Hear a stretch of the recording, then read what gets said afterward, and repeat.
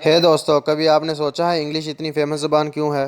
क्यों आपसे एक्सेप्ट किया जाता है? अगर आपको करियर में आगे बढ़ना है तो इंग्लिश आनी चाहिए। ये सिर्फ पाकिस्तान में नहीं, दुनिया में ज़्यादातर ममालिक में एक्सेप्ट किया जाता है। आपको अपनी मदर टंग के अलावा इंग्लिश आनी चाहिए।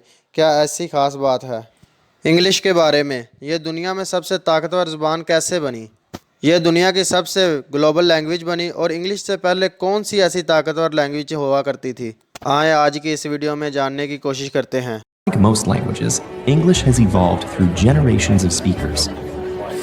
Beh, non è sicuramente una lingua. Sera están en Barcelona cenando ceviche con cerveza. Ja, wie kommt das, dass wir Deutschen da so schlecht drin sind? Em vez de ficar para a festa da Mercê, vim para A Madrid. Budapest, a Hungaria, mi esta Stella, kaj la lingvo, kiu mi parolas. The English language is a big, beautiful mess.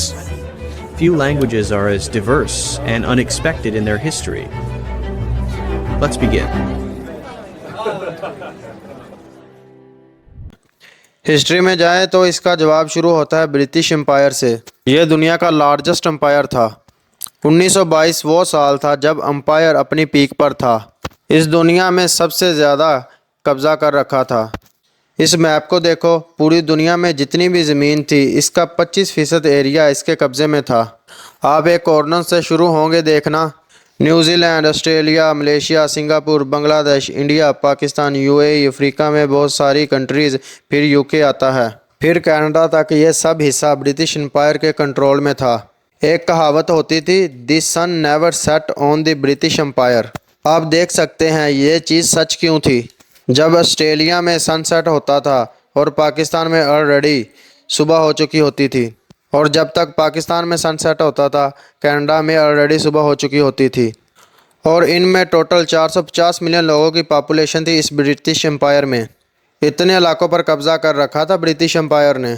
और जो लोग इस empire में रहते थे, अगर इन्हें अच्छा करियर बनाना है, अच्छा फ्यूचर बनाना है तो इंग्लिश आना ज़रूरी है। इसलिए पूरे एम्पायर में इंग्लिश को लैंग्वेज ऑफ द एलाइट माना जाता है। और अगर आप पढ़े लिखे हो, अच्छी नौकरी करते हो, आपको इंग्लिश तो आती ही होगी। और तब क्या हुआ, जब ब्रिटिश एम्पायर की पकड़ टूटने लगी, 1950 आते आते ज़्यादातर कॉलोनीज़ को अपनी आज़ादी मिल गई या फिर भारी इंडिपेंडेंस मूवमेंट की शुरुआत हो चुकी थी। ब्रिटिश को इन कंट्रीज़ को छोड़ना पड़ा और इनको आज़ादी देनी पड़ी। इनमें पाकिस्तान और इंडिया ये दोनों भी शामिल हैं। और ज़्यादातर आज़ादी के बाद भी इन कॉलोनीज़ में इंग्लिश लैंग्वेज नेशनल लैंग्वेज बनी रही।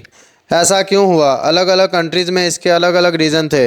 और पाकिस्तान की 2 ऑफिशियल लैंग्वेज हैं, एक उर्दू और दूसरी इंग्लिश। अब अमेरिका की हिस्टोरी ले लो, अमेरिका पर कई कंट्रीज़ ने कब्ज़ा किया था, ब्रिटेन, फ्रांस, स्पेन, नीदरलैंड, लेकिन एक मेजर हिस्सा ब्रिटेन के पास था। यूएसए को आज़ादी मिली ब्रिटेन से। इन्होंने रियलाइज़ किया नेशनल आइडेंटिटी होना बहुत ज़रूरी है, यहाँ पर लैंग्वेज एक बहुत इंपॉर्टेंट रोल प्ले करती है। इन्होंने डिसाइड किया ये लैंग्वेज इंग्लिश होगी जो हमारी अलग अलग स्टेट को यूनाइट करके रखेगी। सुनकर आपको हैरानी होगी, उस वक्त यूएसए में कई लैंग्वेजेस बोली जाती थी, फ्रेंच, स्पेनिश, डच, जर्मन, लेकिन इंग्लिश को बहुत ज़्यादा अहमियत दी गई। 20वीं सदी के शुरू में कई स्टेट ने बैन कर दिया बाकी फ़ॉरेन लैंग्वेज में स्कूल्स में पढ़ाना। सिर्फ 1923 तक था कि यूएसए के सुप्रीम कोर्ट ने इस प्राइवेट लैंग्वेज एजुकेशन पर रिस्ट्रिक्शन को स्ट्राइक डाउन किया। अच्छा, मैंने जो आपको कहानी बताई उससे ये तो एक्सप्लेन हो जाता है, जिन कंट्रीज़ को ब्रिटेन ने कॉलोनाइज़ किया था वहाँ इंग्लिश बोली जाती थी, लेकिन बाकी दुनिया में बाकी कंट्रीज़ का क्या? बाकी कंट्रीज़ को तो मजबूर नहीं किया कि इंग्लिश बोली जाए। ये इंग्लिश बाकी दुनिया में कैसे फैली? इसका जवाब क्या है?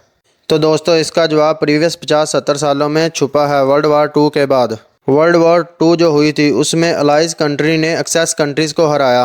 अलाइज यानी ब्रिटेन, अमेरिका, फ्रांस जैसी कंट्रीज़ ने जर्मनी, जापान, इटली जैसी कंट्रीज़ को हराया। पहला तो ये, जो कंट्रीज़ ऐसी बड़ी जंगें जीतती हैं उनका कल्चर डोमिनेट करता है तो पूरी दुनिया में डोमिनेट करता है। तो साफ सी बात है, ब्रिटेन और यूएसए में इंग्लिश बोली जाती थी तो इन्होंने डोमिनेट किया पूरी दुनिया पर। इसके अलावा दूसरा ज़रूरी पॉइंट ये है कि वर्ल्ड वार 2 ख़त्म होने के बाद यूएसए वो वाहिद कंट्री थी जिसे नुकसान बहुत कम हुआ था। बाकी यूरोपियन ममालिक को बहुत ज़्यादा नुकसान हुआ और उनकी इकॉनमी क्रैश कर गई थी। लेकिन अमेरिका में एक बड़ी बूम दिखने को मिली वर्ल्ड वार 2 ख़त्म होने के बाद। 1950 के बाद अमेरिका एक सुपर पावर की तरह उभर कर आया। कैपिटलाइज की मदद से अमेरिकन बिजनेस पूरी दुनिया में फैलने लगा। दुनिया के टॉप बिजनेस स्कूल में इंग्लिश पढ़ाने लगे। इंग्लिश एक इंटरनेशनल लैंग्वेज बन गई ट्रेड और बिजनेस के लिए। जो म्यूज़िकल बैंड थे अमेरिका के, वो इंग्लिश में अपना सॉन्ग को रिलीज़ करने लगे, दुनिया भर में फेमस होने लगे। साथ ही साथ ये सेम चीज़ फिल्म मेकर के साथ हुई। हॉलीवुड मूवीज़ और अमेरिकन टेलीविज़न एक ग्लोबल सेंसेशन बन गई।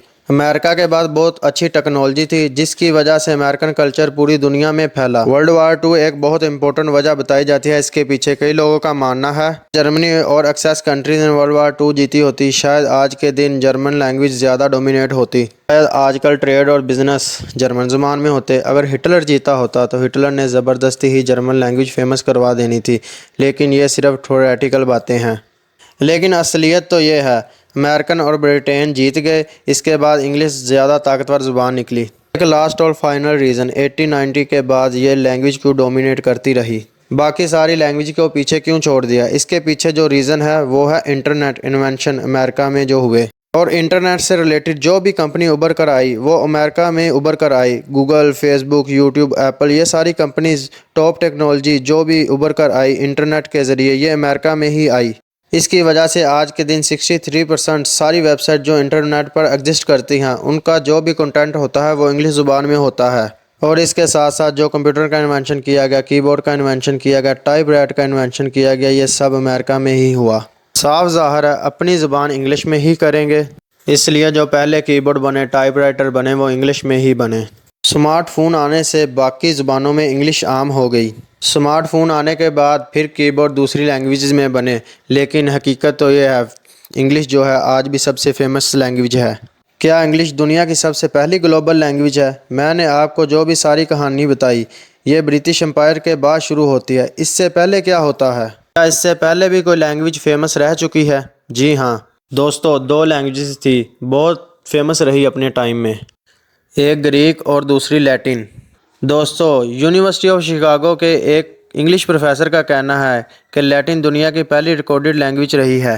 लैटिन इंग्लिश से ज़्यादा टाइम के लिए ग्लोबल लैंग्वेज रह चुकी है। 1300 साल तक ये दुनिया की फेमस लैंग्वेज रही थी। रोमन एम्पायर के टाइम की बात है, ज़्यादातर यूरोपियन शहरों में लैटिन एक मेन लैंग्वेज थी। रोमन एम्पायर ख़त्म होने के बाद लैटिन ज़ुबान टुकड़ों में बट गई। अलग अलग रीजन में इसकी अलग अलग डेवलपमेंट होने लगी, जिसकी मदद से आज के दिन कई ज़ुबानें निकली।